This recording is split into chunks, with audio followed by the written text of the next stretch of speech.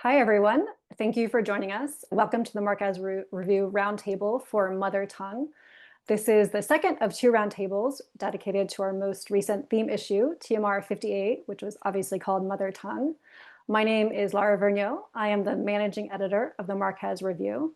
For those just discovering us who aren't quite familiar with us yet, we are a literary arts nonprofit publication dedicated to foregrounding voices from the Swana region. So artists, writers, poets, all kinds of creators, actually. We exist in English and in Arabic, and very soon French as well. TMR publishes stories every week on Friday and a special theme issue every 2 months. So as I said, we had our first roundtable already dedicated to Mother Tongue that was held last month and hosted by TMR senior editor Lina Mounzer, who's with us tonight. She spoke with a few writers from the issue about their contributions, how they were inspired, their writing processes, and so forth. It was a great conversation, really, really interesting, really compelling. That is up on our YouTube channel, so please check that out. Tonight, though, or this afternoon, depending on where you are, we wanted to do something a little different. We wanted to give a behind-the-scenes look at the issue and also take the opportunity to introduce some new faces to TMR. So tonight we have Lina Mounzer, as I mentioned, as well as our new literary editor, Abdelrahman Elgendy, and our new fiction editor, Saleem Haddad.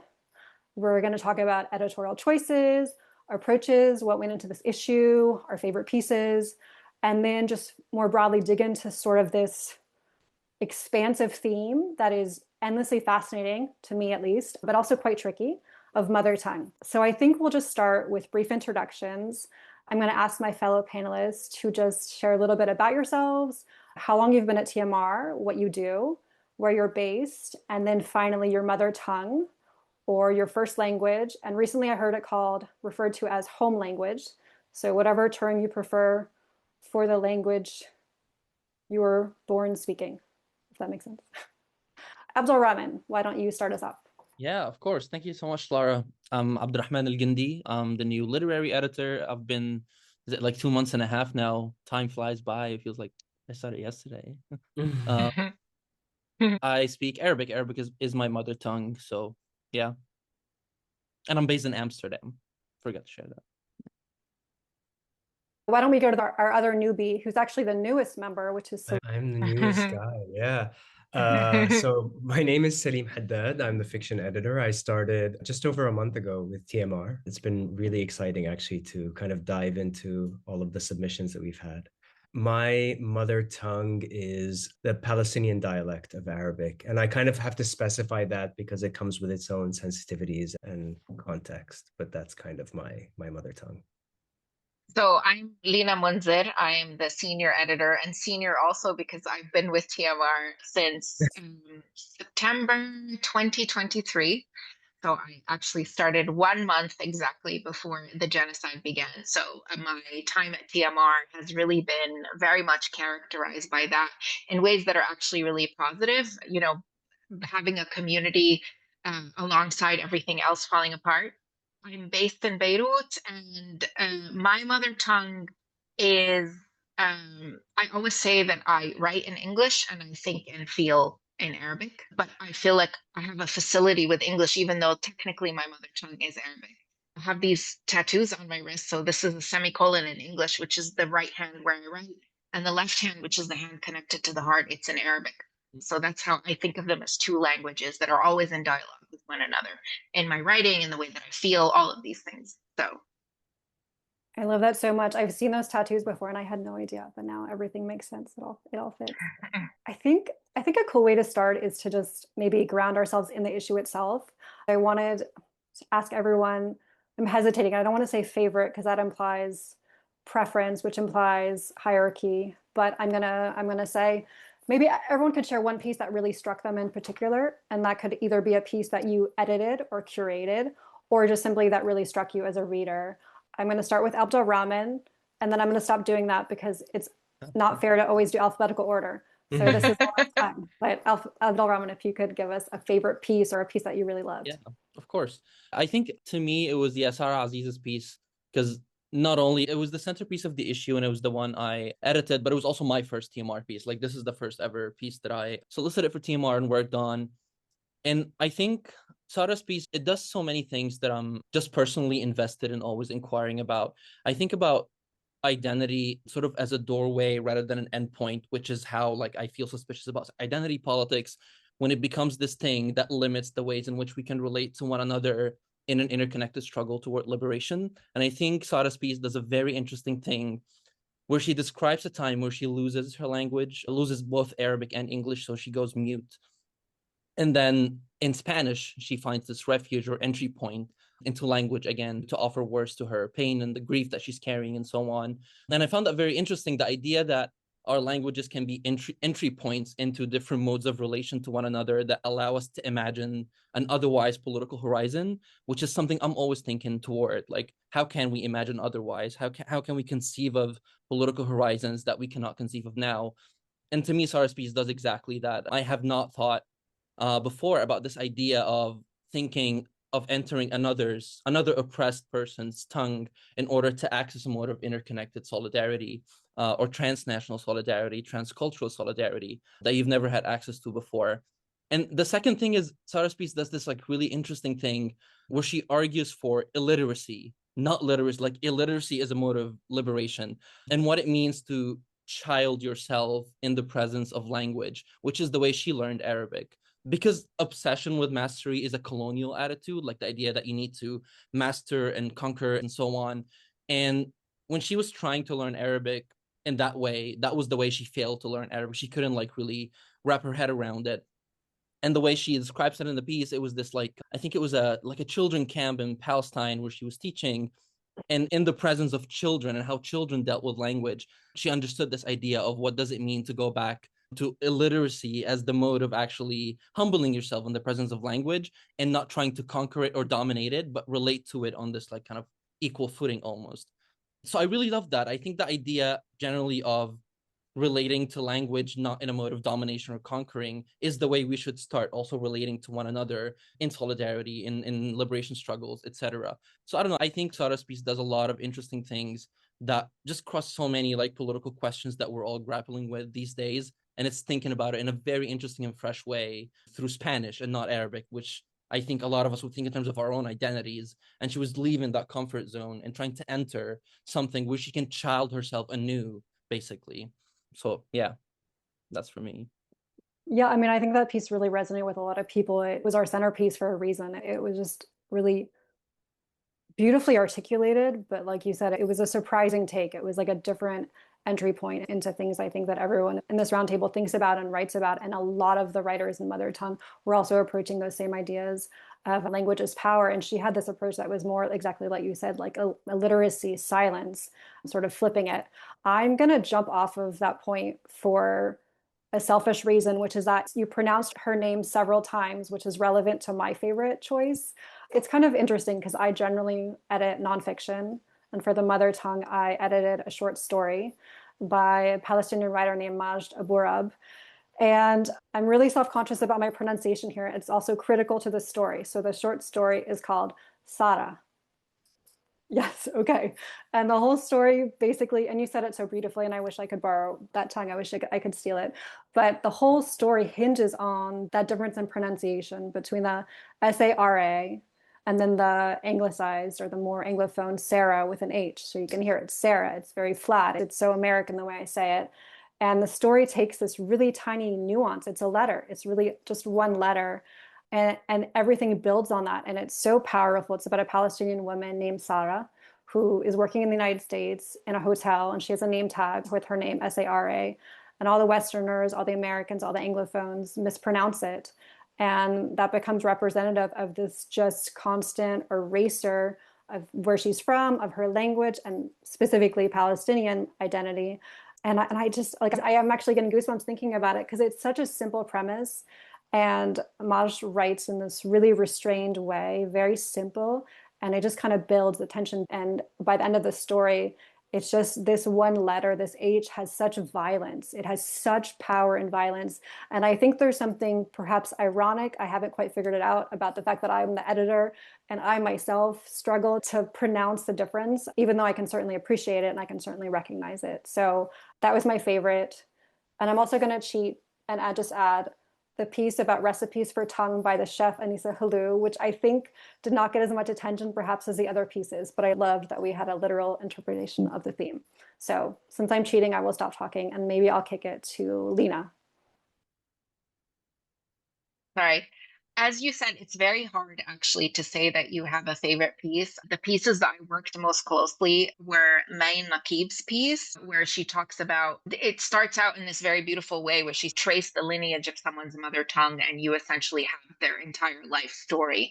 And so, she talks about where her mother tongue comes from, which is essentially English, but by way of India and Kuwait and like essentially like all the trade routes along the Indian Ocean, you know. So I really love that piece. And I also love the piece by Amy Omar. It was interesting because we deal obviously a lot with like English and Arabic, but she was coming from, she's Turkish American. And so she was writing about the experience of being an immigrant and a young child in the United States. And suddenly she comes into it with this fact that at one point she's visiting Istanbul, and then all of a sudden she's struck with this like terrible nerve pain, and no doctor can give her like an actual reason for it. And then she goes back through a history of ailments of herself and the women in her family as well, and connects it to Turkish language and connects it to the loss of language as well in this way that I found really beautiful. And the reason that that piece like really resonated with me, I mean, partly is you always end up, right? Like all of you know this, you have particular affection for the pieces that you work with and the writers that you work with. You have this kind of like this feeling of shepherding that piece and watching it grow and watching it take on a different kind of life. I particularly like that because I'm very interested in these questions of like how what we feel is stored in the body and how our understanding of the world is like moves through, because the body is like it's almost like this mute animal thing, like it understands things before language does. And so that relationship between this overt rational self that like languages things and understands them in language, and then the body which understands things before language, like almost pre-linguistically.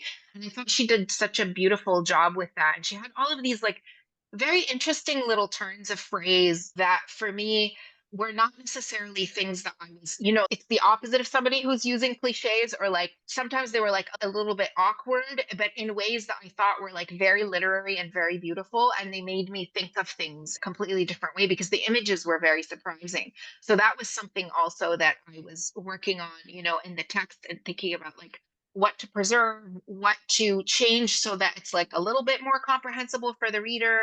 And at the same time, what to keep and leave, even if it was like a little bit obscure, because her piece is also about this idea of not fully understanding what's happening either to her body or her place in the world or the way that she relates to the Turkish language and all of these things. So I really enjoyed working on that piece. I thought she did a beautiful job with it. Yeah, I mean, I guess for me, I didn't work on this issue, so I'm approaching it more as a reader than an editor. But I think Mayin Naqib's piece, as a writer, an Arab writer who writes in English, I think she engages very vulnerably and thoroughly with this tension, which I related to a lot. And I think additionally, the interview, Abdelrahman, did you do the interview with Zaina Hashim Bek?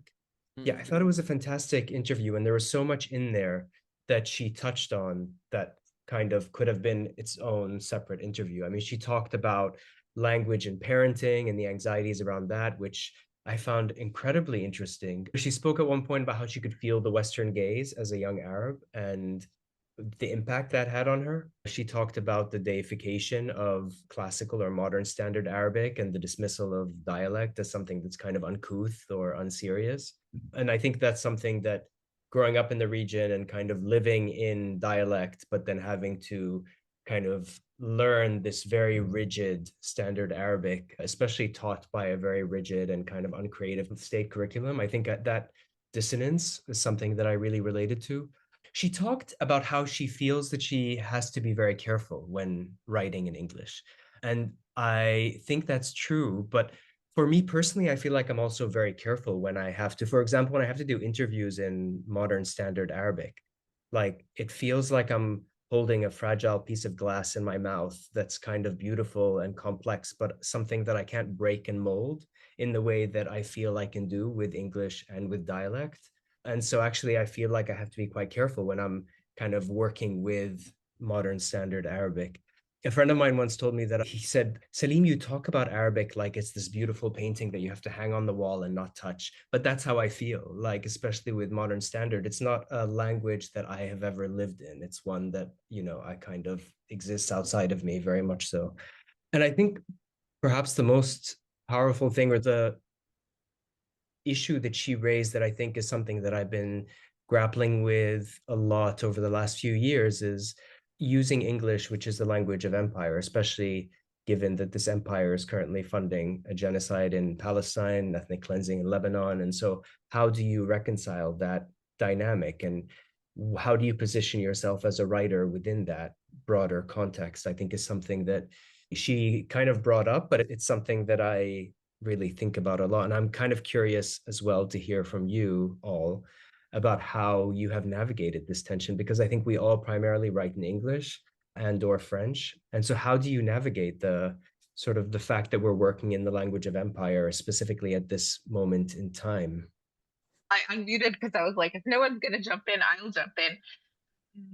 It's interesting because I think that this is like a little bit of a generational question also. And I think that people deal with it differently. Like I noticed in my conversations with Gendy that he deals with it slightly differently. For me, it's very much when I was growing up, I really had this obsession with like being perfect in English, like being so native that like nobody would be able to tell that I wasn't, right? And it's funny because it took even me a very long time to understand like why my accent sounds like this, because I only lived in Canada for 4 years. Like it's not like I lived there my entire life and grew up there, anything like that. So when people would say like, why do you speak English so well?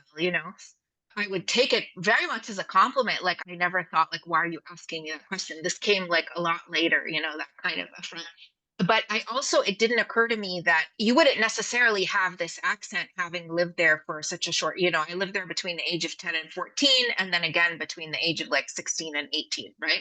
But then I realized like, oh, the sound of my accent is like this desperate desire to assimilate and to fit in. And like I didn't want people to think that I had an accent in any way, shape, or form, like either in my speaking or in my writing or anything like that. So my initial, coming to English in a lot of ways was wanting to take that seat of power.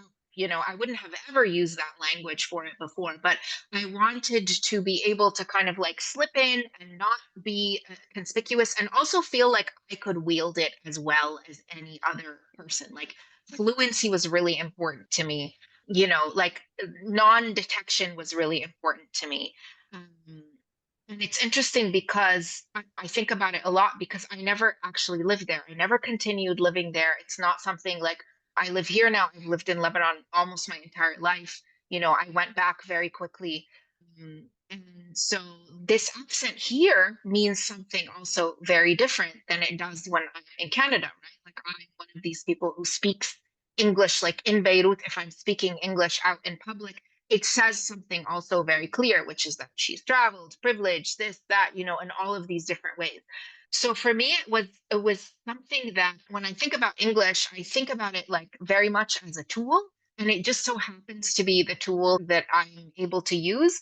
And I understand also that my desire for fluency is very much like, or very much comes from all of these like kind of hidden messages that I received as I was growing up here, in Beirut, about how fluency in English was really like the most important thing that you could aspire to.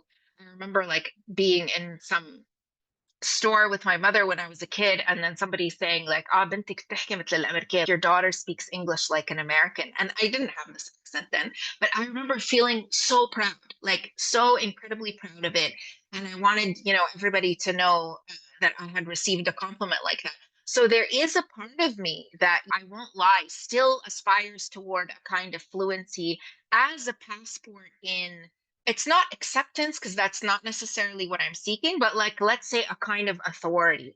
And this is something that I've had to kind of step back and break apart. But at the same time, what I find interesting about it is I feel like I don't like my issues with English are like really very like abstract and intellectual, you know, when I think about it as like the language of power. But I came to it in a way like out of love and desire and, you know, and playfulness and wanting to like master it.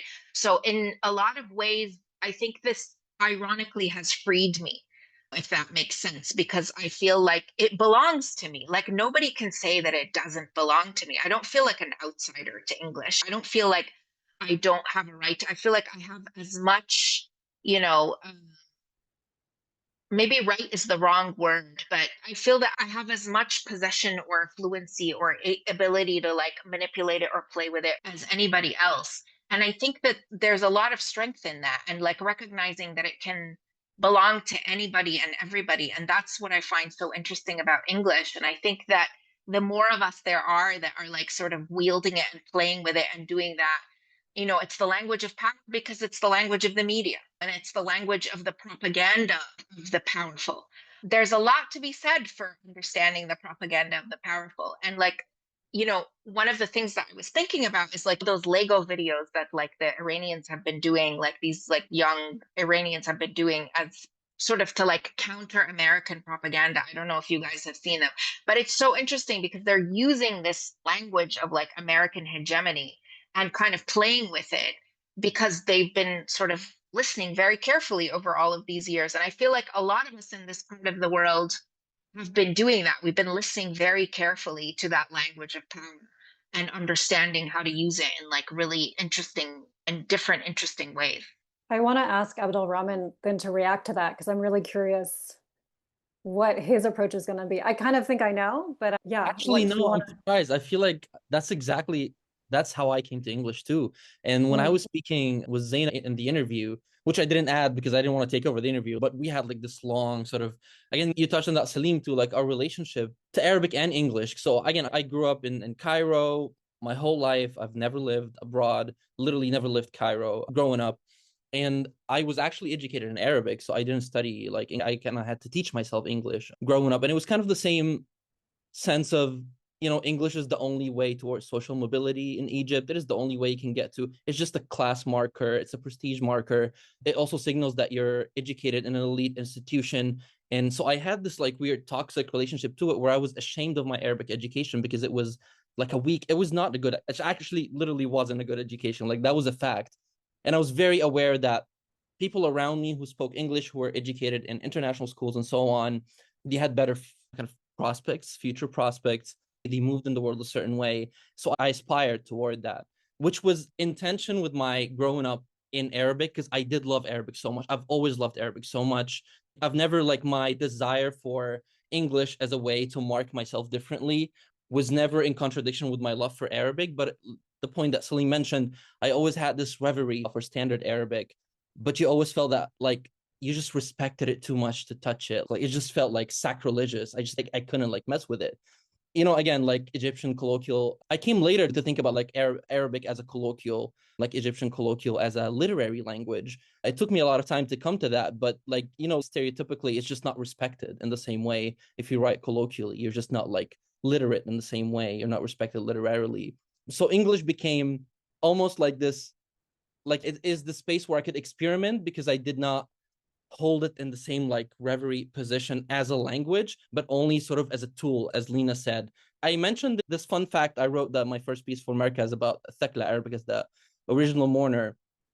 And that was funny because I feel like it's such a mother tongue piece too. Like it could be very easily a mother tongue piece. And in it, I say when I reach for Arabic, I reach for radical love. And when I reach for English, I reach for currency. And up to this point, that's how I think about these relationships. And it took me a lot of time for that relationship to get complicated and to think about what it means. And at that point in time, it was just like I wanted to fit in. You know, I just wanted to be not marked as different, not marked as lesser, to have access to the same spaces, to make it when I grow up, to be able to travel abroad. I used to play basketball. I wanted to play like in the NBA one day. I don't know, like college basketball in the US. Like I had all those dreams that English was the doorway to. But like growing up, I started like grappling with how language cannot be like not political. There's just no way that you can enter any language and not think about the politics of being in that language.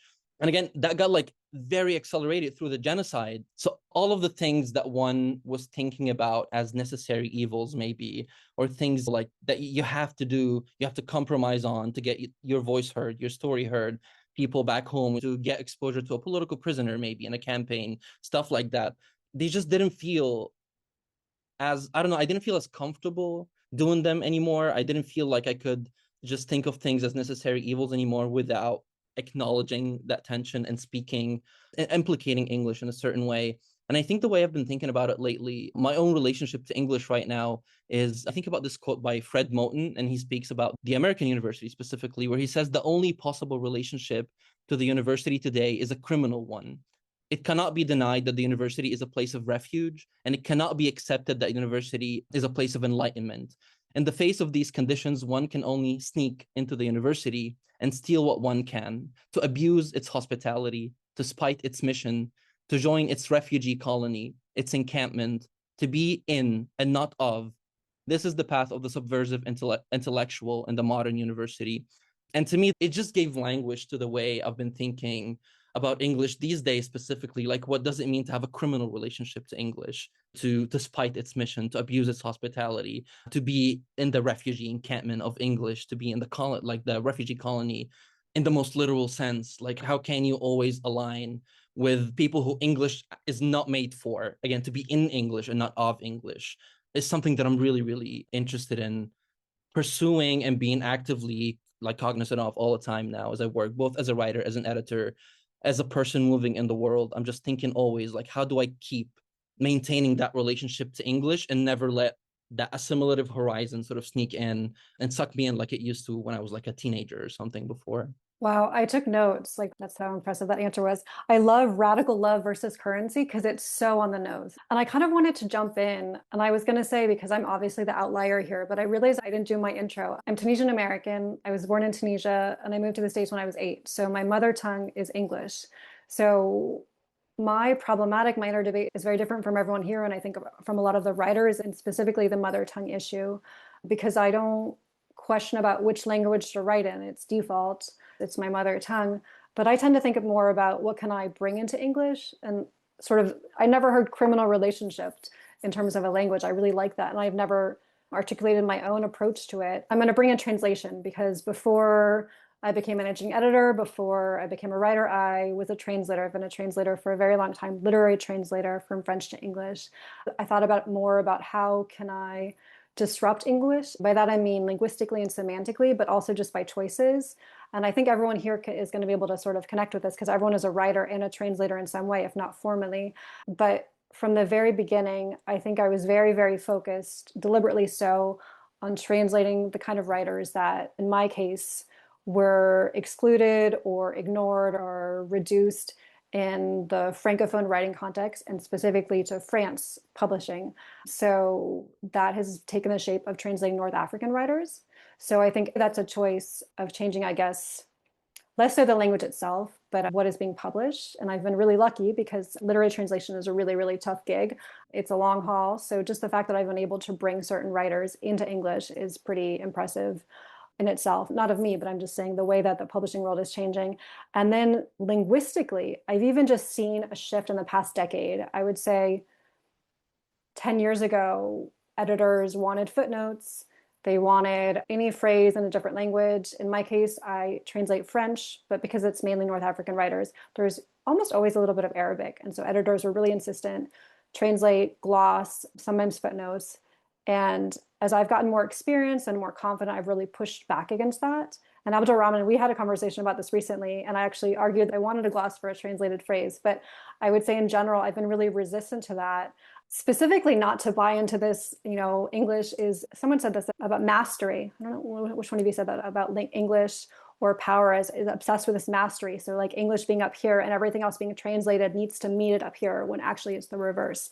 So sometimes I talk about this in the translation context and it feels so small, so tiny. We're talking about footnotes, we're talking about glosses, we're talking about leading this Arabic phrase here. But I think that does do something. It does like wreak a little bit of violence to the English language. I will also say that I do defend English. And I think, Saleem, you said this as well, comparing modern standard Arabic as this sort of fragile, beautiful painting that you don't dare touch. But English, like, you can get messy. I mean, yes, it is definitely the language of empire, of power. It is used for noxious, really terrible, terrible actions as a tool, but also it's a very malleable language. So I think if you take the politics out, which of course they're always there, but on a linguistic level, there's ways that we can really change it. I think as on a personal and a professional level, I'm obviously coming at it from the other way from everyone else in this roundtable. I'm in English, but I feel like if I can just sort of, poke I guess it's my pen, my laptop, and kind of poke holes in it, I feel like that's a small silent act of resistance. Yeah. It's funny, I can kind of respond to this on the other side as a writer who has been translated, because for my first novel, which was published 10 years ago now, I really did not want to italicize the Arabic words, but it was something that my US publisher insisted on. And I didn't really have the confidence at the time to push back against it. So I just said, okay, that's fine. And then when it was translated into multiple languages, for the Italian one, they had a glossary, which I was really frustrating, not just because it was done without telling me, but also because I had been very careful about making sure that for the most part, readers would understand what the word is through the wider context of what was being said. I wasn't kind of leaving non-Arabic speakers in the dark. And I just realized in my Portuguese one, well, actually the translator told me that they have put footnotes, which also, again, was done without me, without checking with me. It's funny because I think Sara Aziza in her memoir, and I know Tariq Bakhouni as well, they have Arabic script. And, I had a conversation with Tariq about it because at times, or actually a lot of the times, you can't understand the word. The word is not explained in the context of the paragraph. So if you can't read the word, then you just will lose meaning of what's being said. And I kind of asked him about this because I felt that my initial reaction was, how does this build trust with the reader when you're excluding the reader, when you enter into a contract with the reader, supposedly, that they're going to understand the language that you're writing in, and then suddenly you destabilize them?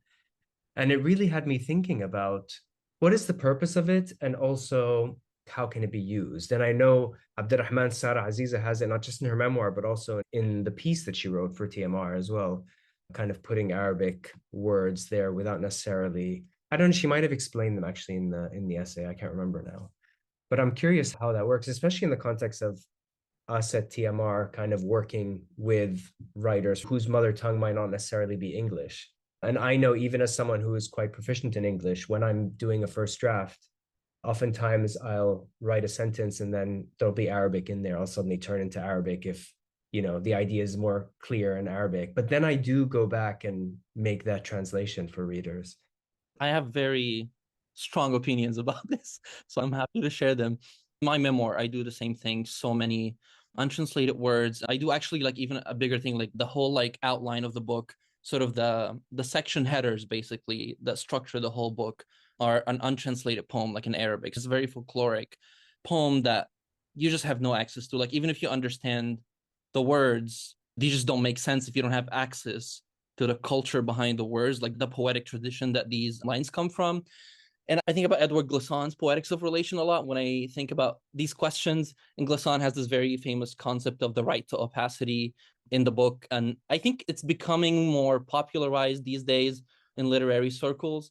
But basically, the right to opacity is, he thinks about opacity as not a way to exclude the other, but rather an invitation to relate to the other without an urge to dominate them or conquer them or render them fully transparent. And which is a colonial urge that I feel we also internalize in our interactions with one another, which is another reason why I love Sarah's piece. I think it speaks to that too. But I think a lot like, what does it mean if we just relinquish that urge to make the other fully transparent in order to relate to them? And then what if we think of that not as an act of exclusion, but an invitation to just be open to what the writing evokes in you, even if you don't fully understand every single word. If there's a word you don't understand, but it doesn't actually, because in many of those instances, I think it just doesn't make the whole book inaccessible to you. You meet this like one phrase maybe, or one line of dialogue, and you're like, I just don't understand. I have no idea what this means. But you can understand everything that came before and after, and like the whole like trajectory of the chapter and what's happening.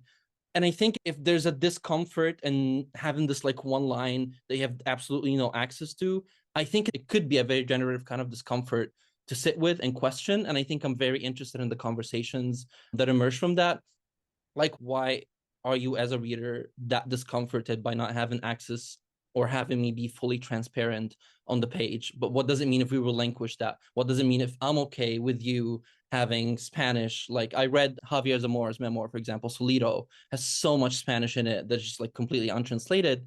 And yeah, I had no way of understanding what it means unless I like went ahead and like translated everything with Google Translate, which would just like ruin the reading experience.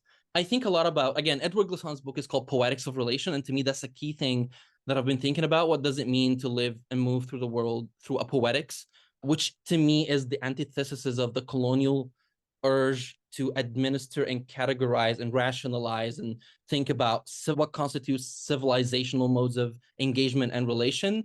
A poetics is just simply open to engaging with the world as you would with a poem. And a poem is inherently opaque in a way. I think it's very difficult to read a poem and feel it unless you relinquish this kind of urge to master it. You have to be open to hearing what it evokes in you emotionally, even though it could be not easily decipherable 100% or fully transparent. So what does it mean to evoke with prose in that way, to evoke with people in that way, other cultures in that way? I think that's a more interesting conversation. So again, thinking about these choices as prompts maybe or entry points into a more kind of broader political conversation about relationality and what it means to relate to one another toward that political otherwise that we're trying to imagine. I think of the political horizon that I hope we can imagine is one where we can retain each other's sense of opacity without feeling an urge to dominate one another or conquer one another or render one another fully transparent, but not have that be a cause that we kind of seclude or be isolated from one another. It's actually an invitation to be comfortable with that opacity and view it not as it guarantees your own right to opacity too. And then we can all like meet on equal footing. So yeah, I'm just interested in as a political choice that literature, I think, can model or give us like a sort of microcosm for to model or be a prefigurative kind of way that we can relate to one another, politically as well. Yeah, I spoke too much. Sorry. No, you're so articulate and everything you say is so interesting. And it sort of like builds on perspectives I think we all share in a really, really interesting way. As you were speaking, though, I kind of was thinking there's a reason we're talking about all these themes, because all these things are overlapping. And I think we haven't really talked about it, which is that we work for a publication that is committed to exactly what we're talking about, to this sort of literary horizon where that doesn't reflect the realities of our world. And of course, that utopia is not possible, but we definitely work for an organization that is committed to, first of all, free speech. That shouldn't be such a rarity, but it absolutely is. I kind of wanted to take an opportunity to shift the conversation a little bit because also we're nearing the end time and I absolutely want to leave time for questions. But I kind of wanted to ground it a little bit in the editorial process and how we come in with these editorial approaches with our own relationships to language. And as you so beautifully articulated, our relationships to opacity and translation and all these different themes. But how does that concretely play out on the pages of TMR? Lina, I'm going to bump to you, and I might actually ask you a question that you were going to ask us. But it's such a good question because in our prep meeting, Lina was talking about sort of the challenge or the fun of teasing out the balance between what you think a writer wants to express versus what you yourself would like to read. And I want to ask Lina because Lina is our senior editor and she's our senior editor for a reason. And that's because she is a phenomenal editor. So I know that she has plenty to say, right, Lina? It's interesting actually, because I am going to relate it to what Gendy was talking about and also the point that Saleem brought up. And I think it's interesting because I think that there is actually a tension. Saleem brought up this idea of trust, right? And while I find that model of opacity or the poetics of opacity like such an interesting model, at the same time, it's like readers are conditioned to want certain things from text, right? Like they're conditioned to read in a certain way. And then as writers, you're teaching somebody how to read your text as you write, right? It's something that you are. And you yourself as a reader also, there is a trust thing that you are entering into. And it is a kind of delicate relationship whereby, the reader has to feel it through the entire text that you're inviting them into the space as opposed to telling them either you understand or you don't. This is something that I do find a little bit, especially if we talk about like English and we talk about like the United States English. This is something that I see a lot in that kind of writing because it's like an arena where everybody is kind of fighting to establish their own identity. But here, I'm not talking about identity politics per se. I'm talking about the fact that because it is such a kind of like multi-layered, like it's an English in which many people have a stake. So there's a way that in which people construct identity against other people. So you can say that if you don't understand this, it's not my problem. Like I have been on the outside of this culture for such a long time. It's your turn now to be on the outside of this culture. And for me, that's also like an interesting political choice. You don't always have to say that I'm inviting everybody in necessarily, but I do think that it's not just something that the writer decides, it's something that the reader imposes also on the text when they come to it, with their own sensibilities and their own ideas and all of that. And I think in that same way, the editing process is really like each text is very different.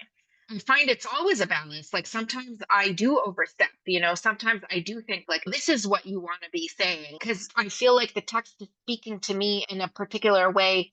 And it's like so close to saying something that I wanted to say, and so I want to push it in that direction. And that too becomes like a way of kind of like, let's say dominating the text or like imposing your own idea on the text. So I feel like it's always like such a delicate kind of dance, whether it's like the reader and the writer or the editor and the writer, and then the editor's role in like maybe anticipating what they think the reader might get out of the text or what you want them to get out of the text. As a writer, of course, you're thinking of the reader, but you're also thinking of your own intent. Whereas as an editor, you're kind of standing in between those two worlds. You're reading it as a reader, you're reading it as a writer, and you're trying to think like, how do I mediate that relationship between the writer, whose text I'm working with, and this imaginary reader who is going to come to it. Where if you work for a magazine like for TMR, you have this kind of like particular reader in your mind, right? Like they're usually bilingual, if not trilingual, they're multicultural, they have like a very wide range of knowledge in different things. And I don't have like a specific answer in terms of that, but I do think that what is interesting about the editing process is the same thing that is interesting about language, which is that I think that the antithesis to thought is allowing things to be rigid and allowing them to sort of like remain, whether it's like concepts, ideas, words, whatever it is, there's always a way of like attempting to break that rigidity. I think about it sometimes even in words when like one word becomes like so overused and you just think like this has become meaningless because we've used it so much. It's like, okay, toss it out and like start again. So instead of saying the word itself, go back and use the descriptor and like rebuild up to the same idea again. So I feel that's what you're doing sometimes as an editor as well, is that you're mediating that relationship.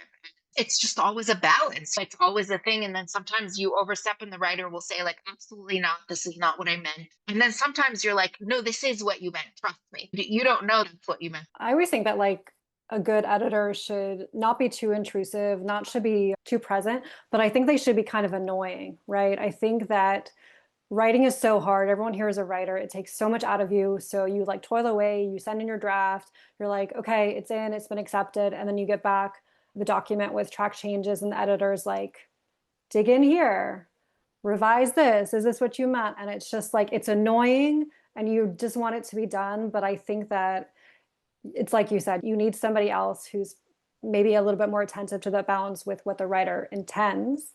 And your heart sinks, right? Like as a writer, also Yeah. when you get a piece that's like all marked up. So whenever I like send to a writer, when I know I've marked up their piece, I'm always like, don't worry, it's mostly this and this and that. So I like will introduce what it is. But like sometimes you send pieces that are like so marked up. And you're like, if you notice, I actually didn't change all that much. I just like nitpicked at things. And because it's my job to nitpick at you.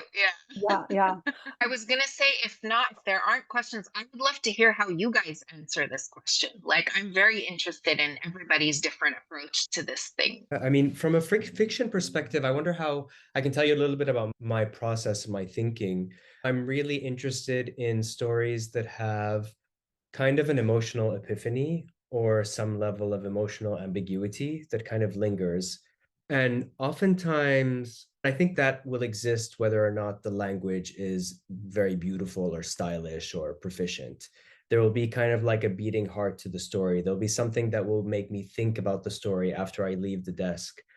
And I think then my role as an editor is to just ask certain questions to bring that emotional epiphany or ambiguity a bit more to the surface, a bit more clear.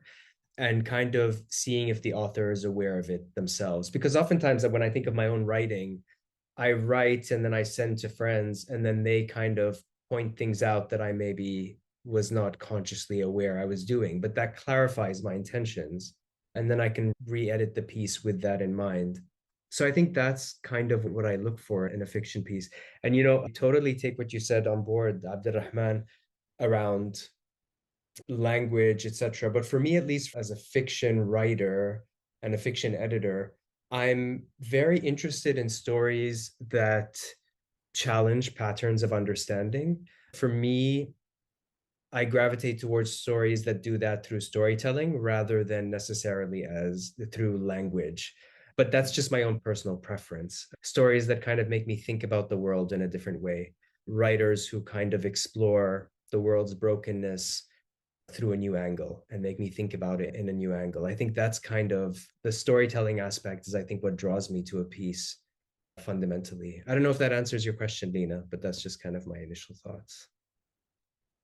I totally agree that there are like different, like I don't try to impose, I make it a point to let them know, because I feel like a lot of editors are, their job feels like to make the piece as transparent as possible for readers, and I just let them know that I'm the kind of editor that is not interested in that. I'm fine if you want to like leave things untranslated. I'm just letting you know that's an option. I'm someone who will like advocate for this and figure out, because again, I think it's about that balance. Like I do want the piece to be read. Like, of course, we all write and publish and curate pieces because we want them to be read and to reach an audience. But I'm thinking about how can we strike that balance where you still like retaining that opacity without, where it still feels like an invitation to kind of destabilize how people think about writing without being like too turned off by the piece completely. So that's definitely something I think about. And I feel like in essays too, because I think more about like nonfiction and essays and so on, in terms of driving questions that really matters to me. I feel a lot of essays tend to be either too didactic, so they lose sort of like the narrative vessel or vehicle through which an inquiry moves, and it turns almost like to an op-ed in a way. And on the other hand, I feel like some essays just become too descriptive and plot heavy, but the writer has not really fully grappled with what they're trying to chip at here, what question they're trying to chip at, and what argument they're making.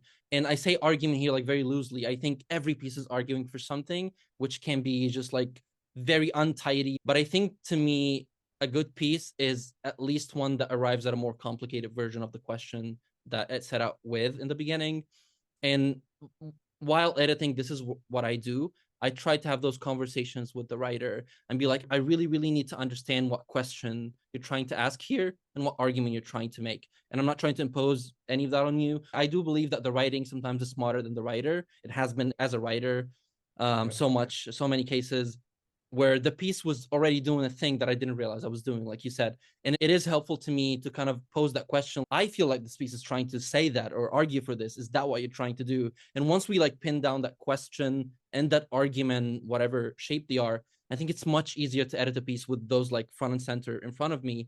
And then we can change the vessel. We can change the tension, the plot, how things like the stakes are being kind of rendered in a piece.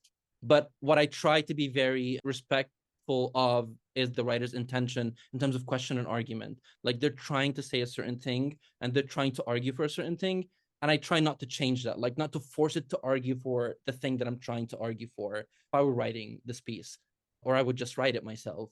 I feel like other things are more negotiable once we settle on what the writer's intentions are for the piece they're writing. Yeah. I want to respond to that. I think this is like a sort of a good stopping point because we're almost out of time. And a lot of what you said about Abdelrahman and Lina resonated with me, which makes sense because the three of us do nonfiction and we tend to do each other's second edits. At TMR, there's always one main editor, first editor, and there's always a second editor who kind of takes a second look. And every time I work on pieces that Abdelrahman or Lina has edited, I guess there's like a familiar approach there. And I think it's everything you both are talking about. So like you just said, Abdelrahman, I'm okay with a little bit of opacity, not the linguistic kind, but in the sense of not over explaining everything and having everything like didactic and written out. And that's something that I've gotten edits on my own work about that and really sort of rankled at it. And I remember I got it at a point where I was sort of starting out and I said, oh, okay, I should explain everything. And, you know, that I have a little more experience, a bit more writing credits. I disagree. I think there should be some pullback. There should be some restraint. And actually that makes for a better piece. And at the same time, my God, I want clarity too. I want the writer to say what they're saying. Sometimes I will get an essay and I feel like it's sitting on top of the real essay. And the top essay might be beautiful, it might be interesting, but I'm like, can we rip it off? Can we just see what's underneath? And that's actually the kind of edits that I tend to do. And I know you do the same, Abdelrahman and Lina as well, but I'm like, this is great. Could we dig a little bit more and see what's underneath here? Which is painful. I mean, like as a writer, it's painful sometimes when an editor says, this is so great, but could you actually tell us what you're trying to say? And you have to even push even further with language and maybe with emotion to figure out what you're really trying to say. So I think that's a good stopping point. I just want to say that I love what Gendy said, just as some summation. And I think that that's like a really, this idea that like, in a way, the point of an essay and the question and the argument is to arrive just at a more complex way of asking the same question.